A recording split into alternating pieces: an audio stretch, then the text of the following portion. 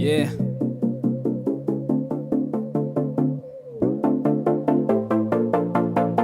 Yeah.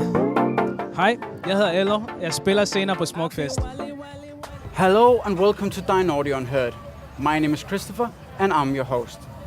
He makes music to inspire and motivate, to share the ups and downs. And ELO follows through on that promise with his captivating music and personality. ELO, here you go, the mic. Thank you. Thank you so much for being here. Thank you for having me. We just saw your recording session in the studio. Yeah. How was it? It was pretty scary. Yeah. Actually, scary but fun at the same time because, you know, when you're in the studio, normally you don't have like 100 people looking at you. But I thought it was good. Yeah. It was actually fun to like record in front of people and having well-known producer like help you through it. So it was a scary experience, but pretty good. You're not the first to say that, and it Yeah. is like one of the previous artists described it as being a fish in a fishbowl, right? Yeah. You're just Yeah. in there in a closed environment, and everyone is staring. Is looking at Yeah. you, like everyone is looking at you. So that was scary in the beginning, but as we progressed, it got fun and people are cheering you on, and you know you could just feel the energy from outside. So that was fun. That's cool. Yeah.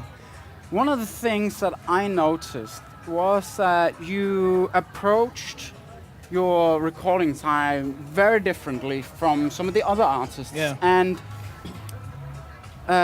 you were kind of dissecting your lyrics a little bit and focusing in. Can you talk a little bit about what it was that you were trying to do? Yeah, well, when I'm recording, I like to like slice my lyrics up into pieces. Yeah. So I'll probably start with the chorus. If the song starts with the chorus, I'll take that, make that good, and then proceed to the verse and then bridge, just slice by slice. And the reason I do that is because then I get to like record the best of the chorus, Yeah. the best of the verse, the best of, instead of just taking one take and then, you know. Yeah, so you really have time to work it through, right? Yeah, you really have time like to work it through. If there's some words that has to be pronounced differently, then you can do that when you work the way I work.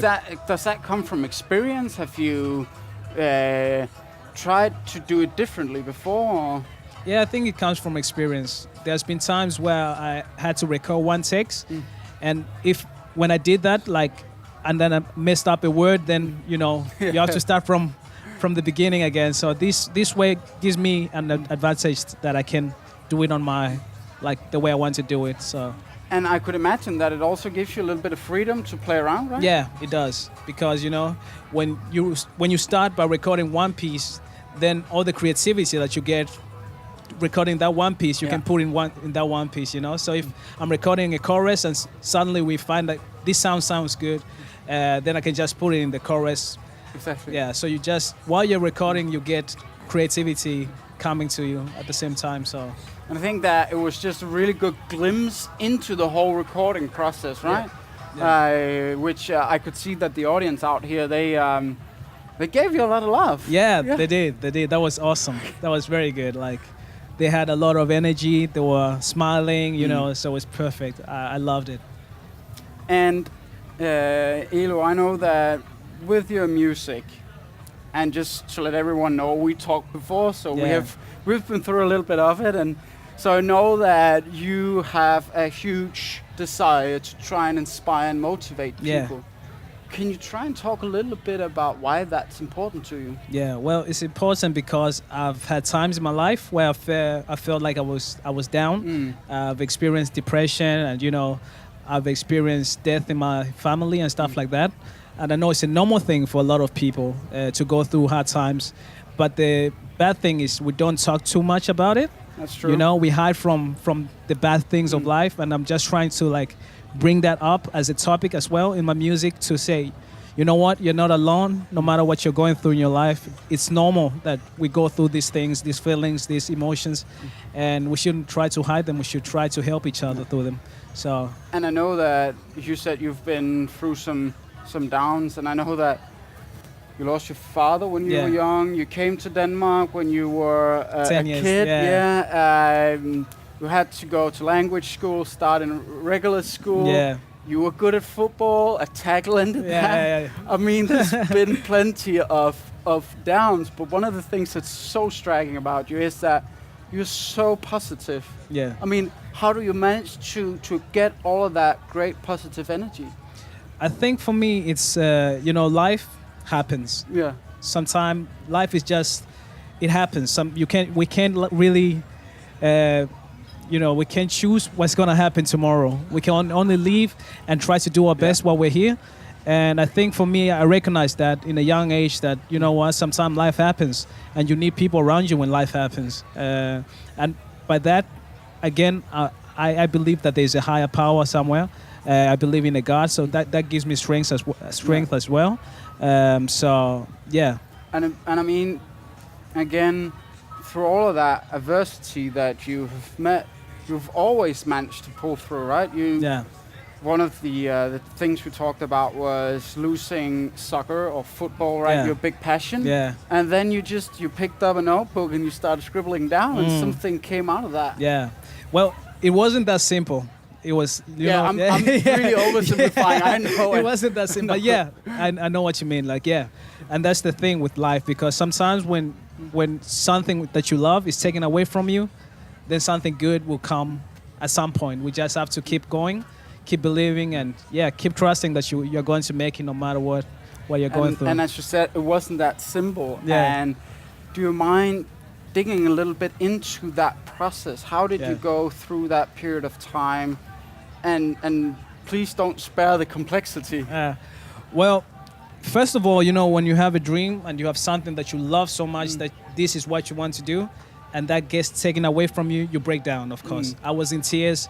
I was crying. I was depressed. I was lonely because most of my friends that I had were playing football, and now I couldn't be part of the games, So I had to find a place where I could bring all that sorrow down, bring all those thoughts down. As a man, we don't talk too much about our emotions. We are very bad at expressing ourselves.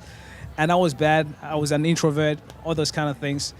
But then I found that writing my feelings down in a notebook, writing my feelings, like just expressing myself, really helped me. It was like therapy for me.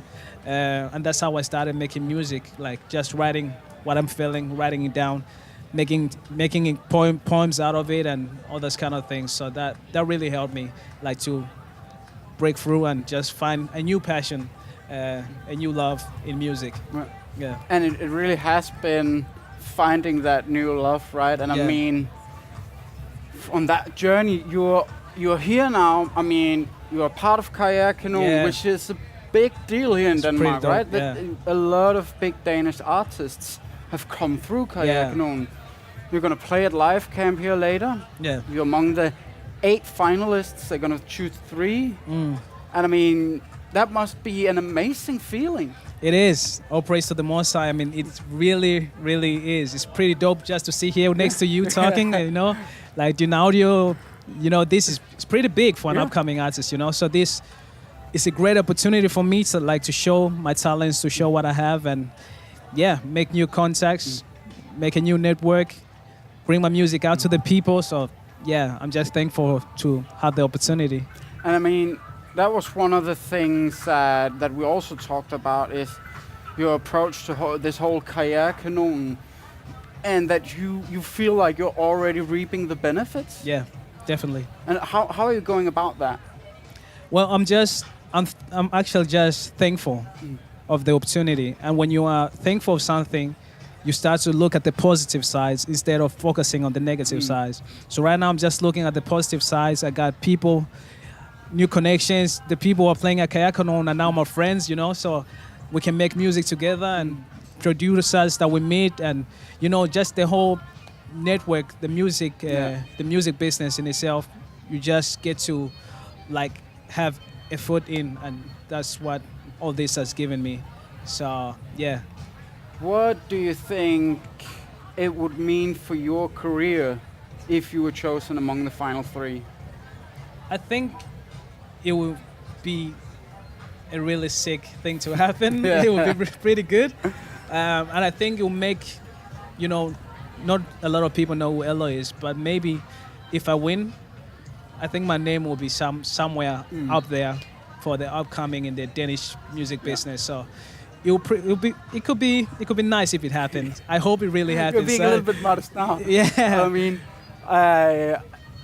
we were talking about networking. You were mentioning it here again, right? And I think that's a really great part about Karrierekanon. When you start to look into it, it really is something that opens up the music business to you, right? Yeah, it does open doors. It does open, like I said, you get to know people that you never knew. Because as an upcoming artist, it's difficult to like go to these kind of parties and meet people that don't know who you are. But once you're in Karrierekanon, once you're doing this kind of thing, then people start to recognize, oh, it's that kid from Karrierekanon. Oh, it's that kid who was recording in a fish tank. So, so it gives you like, people start to recognize who you are, and that helps a lot. Definitely. Yeah. ELO, I have a final question. Yeah. And it's a little bit abstract. So you have to imagine that somehow we build a time machine. And you could use that time machine to go back to the day you started out with music and give yourself one piece of advice that would make the journey easier. What would that piece of advice be? Wow. I think it would be stop wasting time and get to work. Yeah. I think it would be stop wasting time and get to work, because you have something which is special and that the world needs to see it. Yeah. Perfect. ELO, I know you're playing at Live Camp later. Yeah. It's at 8, right? 8. So, all of you, if you are at Smukfest and you really want to listen to some cool hip-hop, make sure to be at Live Camp at 8 tonight and cheer for our boy ELO. See you later. Hope to see you. Got that chocolate on my mind. Milk and honey, that's the blessing that Moses had to find. So I'm wailing for my life. You don't know that there is more than the TV and the inside and the power you admire. Wale, wale.